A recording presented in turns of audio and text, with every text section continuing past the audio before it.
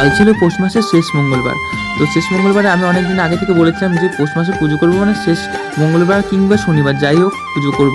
তো 7 ভাই কালী তলায় পুজো করার প্ল্যান ছিল, কিন্তু আমার দিদিরা যদি যেত তাহলে যেতাম, তো সেভাবে প্ল্যানটা হয়নি। তো ভাবলাম যে কারাপত মন্দিরে পুজো দেওয়া যাক।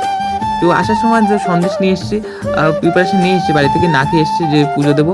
তো এই জায়গায় এসে দেখছি এখন পুজো হচ্ছে। আজ ছিল মন্দিরের কীর্তনের শেষ দিন। তো এই জায়গায় দেখতে পাচ্ছ চাল টাল সব কিছুই রান্না হবে, আর ওই সাইডে ছিল সবজি কাটা।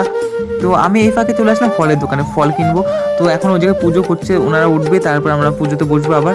তো এই ফাঁকে ফল নিয়ে আমি আবার যাব মন্দিরে, আর মন্দিরে গিয়ে খানিকক্ষণ দাঁড়াতে হবে এখনও। তো ভাবলাম একটু সাইড থেকে ভিডিও টিডিও করে নিই। তো আরও দেখাচ্ছি এখন পুজোর যে জায়গায় হচ্ছে সেই জায়গায় দেখাচ্ছে তোমাদের।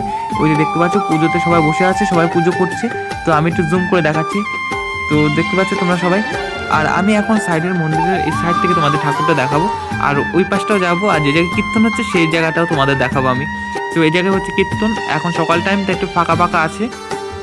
চলো আবার পুজোর ওই জায়গায় যাওয়া যাক। তো পুজোর ওই জায়গায় ফাইনালি চলে আসলাম।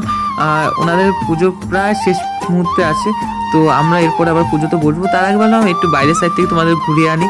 তো বাইরের সাইড থেকে ঘুরানো টুরানো কমপ্লিট, এখন আমরা বসবো পুজোতে। তার আগে দেখতে পাচ্ছি এই সাইডে চাল টাল প্রচুর পরিমাণে ছিল, মানে একবারে নেওয়া হয়ে গেছে, আবার এনেছি। আর এই সাইডে সবজি কাটা আছে, প্রচুর পরিমাণে সবজি কাটা আছে। আর খিচুড়ি রান্না হচ্ছে ঠিক ওই জায়গাটায় খিচুড়ি রান্না হচ্ছে। এখন আমরা পুজো করতে বসবো।